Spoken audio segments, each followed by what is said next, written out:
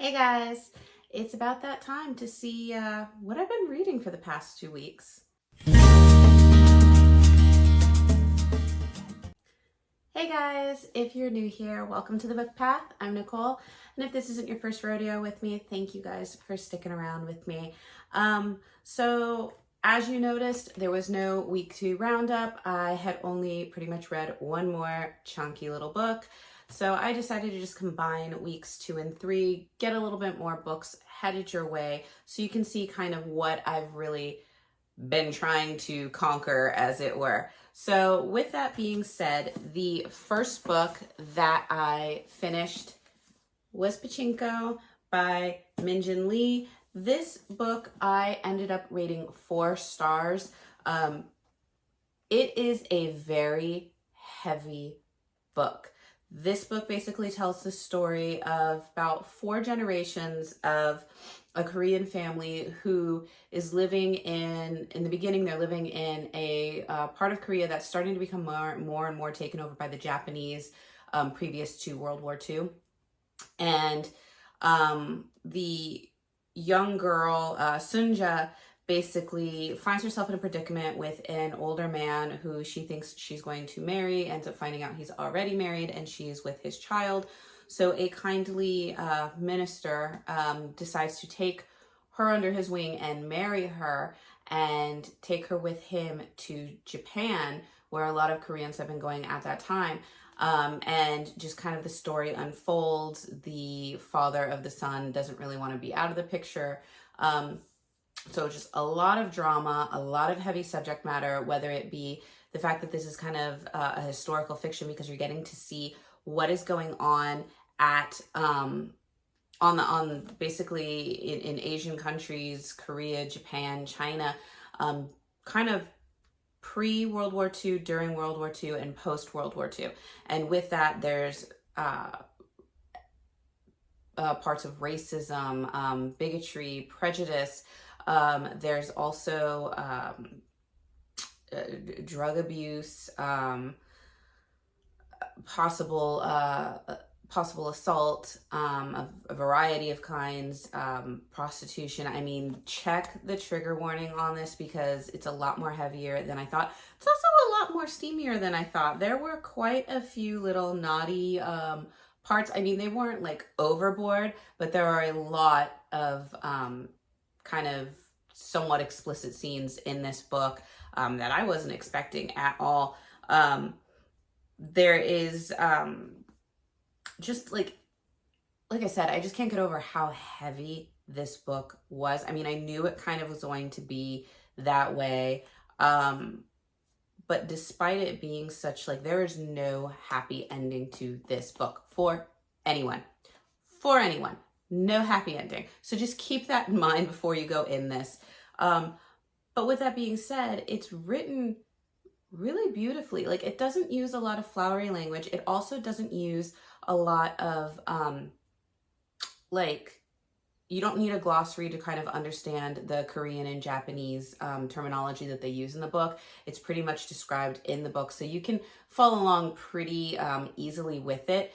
It's not, like I said, it's not heavy worded or big worded language, so you don't have to be like, what does that mean? What does that mean? Very easy to read. Just very kind of depressing to read, but you do learn a lot. Like, you learn a lot about what was going on over in the Pacific, basically, during that time, because we always hear more about the European endeavors. As an American, you hear more about like the European battles and the European side of World War II, and then you hear, you know, obviously the beginnings of the Pacific with Pearl Harbor, and then going into the bombings in Japan. So I'm like, this kind of deals more with what's going on that side while everything's going on in Europe. So that was an interesting sight to see. And then also interesting just to see how the Korean culture was trying to thrive at this time, where sometimes you really thought they wouldn't survive. It was very interesting. And then the characters themselves, you like them, but it's hard to pick out a favorite because they don't have a lot of emotion behind them. Like, all this stuff kind of happens to them, and it's very glossed over very quickly, and then you're moving on to the next one. So you don't really see the anguish or the just the emotional outburst of each of these characters as they're going through these, you know, horrible things or these just life-changing emotional events. So I did, like I said, did finish it. This was for, I picked this one up for Asian Readathon, and this one filled like 3 prompts. So it was a book written by an Asian author, which Min Jin Lee is a Korean author, or Korean American.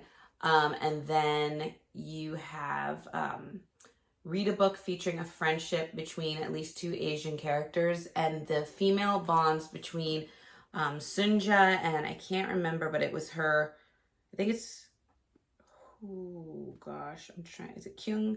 I think it's Kyung Hee. It's her sister-in-law. But the friendship that they kind of have, it's quiet, but it's supportive. And the strength that they lend each other throughout the story is really, really well done. And then I think the other one, let me check.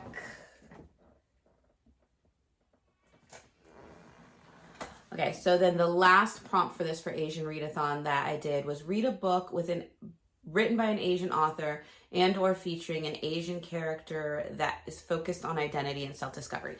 And I felt like this had a lot of that because you had Sunjo, who's kind of just having everything go to her, and she has to keep digging deep to find ways to basically financially support her family through things. And you see that with a lot of women is when things start to happening, they have to figure out what they kind of need to do within the construct of the rules that are kind of set up for them. And then you also have Sunja's firstborn son, who he starts dealing with when he finds out the truth of his birth.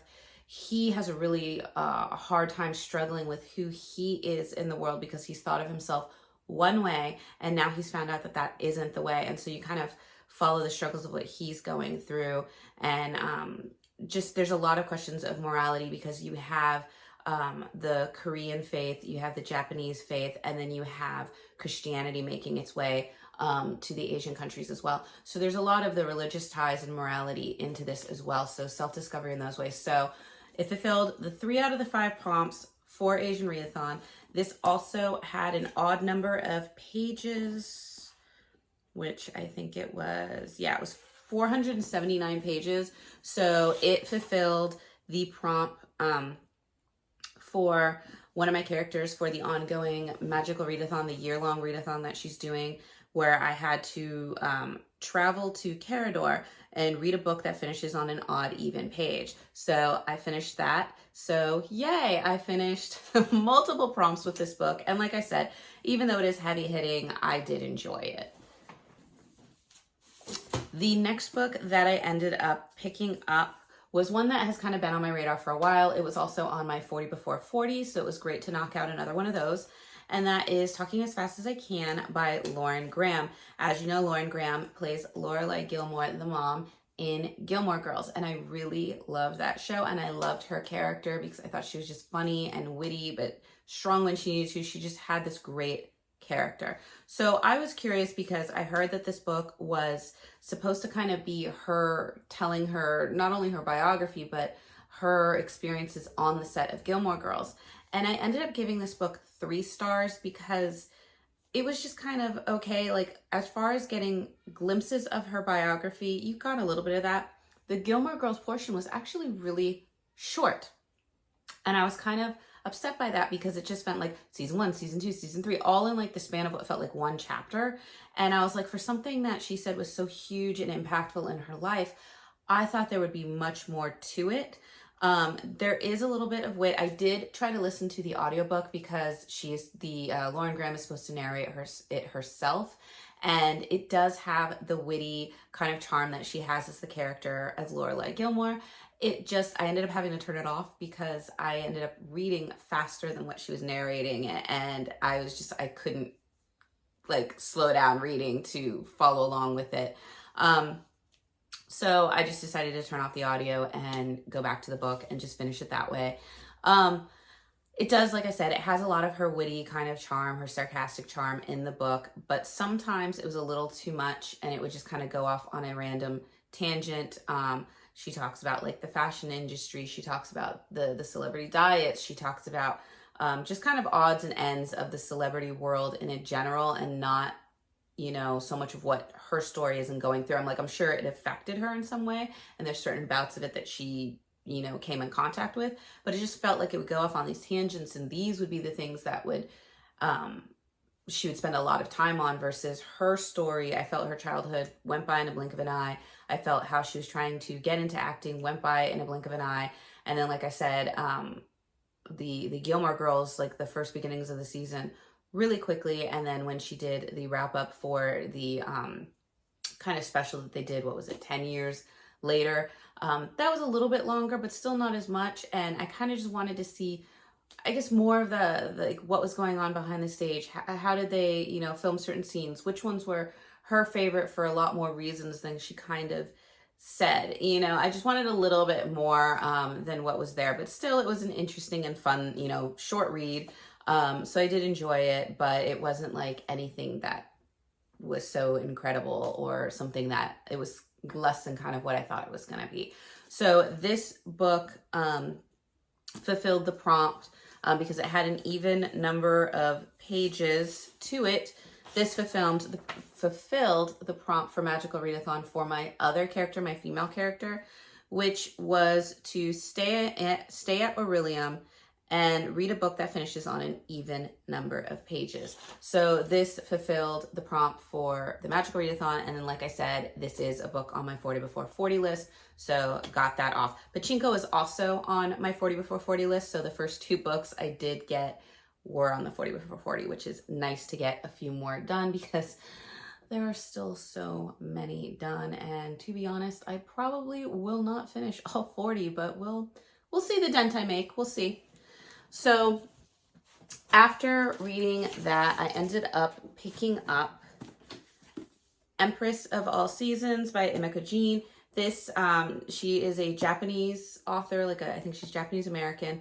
And this was a kind of YA, maybe getting into new adult fantasy romance. And this is set in kind of like a fantasy Japanese inspired world, lots to do with Japanese mythology, and then more to do with Japanese yokai, which are kind of like their mythological monsters. And so you have the kingdom of Hanaku, and what happens is there's this castle and there's magic, and the priests have kind of control over magic because they were given that in order to control, you know, yokai and keep the yokai at bay because the yokai are stronger. And the emperor has these 4 rooms representing each of the seasons that are basically magical in all forms. And what happens is when the prince comes of age, there's supposed to be a competition where any eligible woman can show up, and they basically have to conquer the rooms. They also have to conquer their competition. And when the girl who is able to conquer all the rooms wins, she can marry the prince and become the next empress. So that is basically what's going on. And you have Mari, who is the main character. This is a multi-POV perspective told between 3 characters. They're also the form of a love triangle. So you're getting all of their points of view. And you have Mari, who is the young female who lives out in a mountainside village, kind of outside a little bit of the reach of the kingdom or of the emperor. And she is a yokai, and she is part of a group of yokai where the village is all women, and their purpose kind of is to take care of all the women in their village. When one of them comes of age, they're sent off to seduce a man of wealth, marry him, and then steal his wealth and abandon him. If they have a baby and the baby is a girl, the girl will inherit the full yokai powers. If it is a boy, it will only be half yokai. They do not want him, so they tend to cast them off. That is a triggering thing. So if that's something that bothers you, they do talk about it a few times in here. So just there's that. So you have her where she's starting to come of age, and because she's not seen as beautiful as the rest of her community, she's also seen as odd because she doesn't have full control of her yokai powers. Her mom has been training her to go into the competition to win the heart of of the future emperor so she can steal the wealth of basically the empire. Like just a little teeny task for her. So while she's training for this, throughout her life, she's met up with Akira, and Akira is half yokai, half human. But not only that, he's half foreign because his father is foreign born. I think he says he's European. He has like blonde hair, blue eyes, I think. And his mother was this beautiful woman who was killed, and she becomes the ghost woman yokai. So he is half yokai. He has a lot of scars all over his face that he's kind of inherited through his mom's yokai nature, and he is in love with Mari, but he knows what Mari, the task that's set before her, what she needs to do. So when the time comes for her to leave, he follows her, and he wants to learn how to be stronger to be with her, even though she may or may not want to be with him. Third character point of view is Taro, who is the prince in line to become the emperor. He is the prize, and he does not like being the prize. He wants to run away. He is very much into mechanical kind of contraptions, but when he meets Mari, things kind of start to change, and he starts to think maybe this wouldn't be so bad.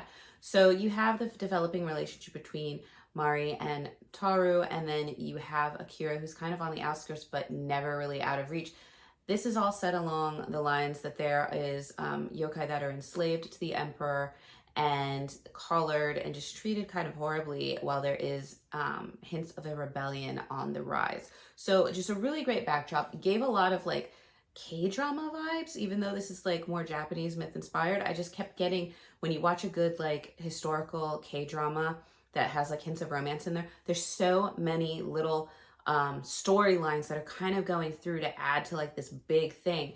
And that's what I kind of felt like this. But I just wish that the emotional aspects of like the feelings between the three characters took a little longer. Like I would have been happy if this was like a duology or a trilogy, because I felt like you could have explored the relationships between the three characters a little bit more. You could have explored the relationship between Taro and the Emperor a little bit more. You could have also explored the relationships between like what's going on with the rebellion, how that's rising, and how that was affecting everything. I just felt like if a little bit more time was given into that to expand it, I think it would have bumped it up, because I gave it 4 stars, but it's a very low 4 stars for me. It would have been bumped up to 5, like had I just had a little bit more of those things. But it was still a good book. And for this one, this will complete my Asian readathon, because this finishes the 2 other prompts, which one of the prompts is to read a Asian book that is like an adventure. And I figured, you know what, this had yokai, this has competition, this has traveling outside of your home to a kingdom that you're not used to. So I figured that's a pretty big adventure for these characters. And then it also fulfilled the prompt, which was to read a book with an Asian character that's a hot mess or like eccentric. And I figured, you know, yokai in and of themselves are pretty eccentric characters and how they become yokai. Then you have Mari and Tar. Well, all 3 characters are kind of a hot mess into themselves, because they're trying to figure out who they are, gain control of the powers that they do have, and just kind of find their place. And they're just kind of like, there's times where they're just kind of like not knowing what to do, especially Mari when she's trapped in each of these seasonal rooms, and she has to like pull through and survive, and while hiding who she is. Like that does kind of make her a hot mess at times. And so you just kind of saw these things. And then towards the end, when you start to see everything come to a, climax, and you see just kind of tensions build and how things start to fall apart. Once again, almost everybody seems like a hot mess in this, because they're just kind of falling apart and doing their thing. So this completed the last 2 prompts of Asian Readathon. So with that, I did complete Asian Readathon. With the other 2 books, I completed Magical Readathon, which were my big 2 readathons for the month. Smuttathon, or not Smuttathon, the 72-hour Smut Den Challenge does not start until this coming weekend. And that coincides with the final book support group. So that will be some interesting stuff, because I am going to try to knock out a lot of my fantasy romance books during that time. We shall see how far I get, because it is kind of a 3-day challenge for each of them. But hopefully I will have a few more books for you guys in the next one. with that being said, I hope you guys are having a good time. We have gotten rain on and off, so crazy. We even got some hail, which was interesting because it was like 80 degrees outside. But yeah, that happens. But other than that, you know, I hope you guys are doing good. I hope you guys are staying healthy with allergies, those last bits of, you know, spring colds coming your way. I know my son brought one home and we all kind of got a little sick, and that, you know, disrupted some reading on our end. But stay well. Let me know what you guys are reading. Are you guys participating in any of this month's read-alongs? Let me know what you guys are doing for the challenges, and I will see you guys in the next video. Bye.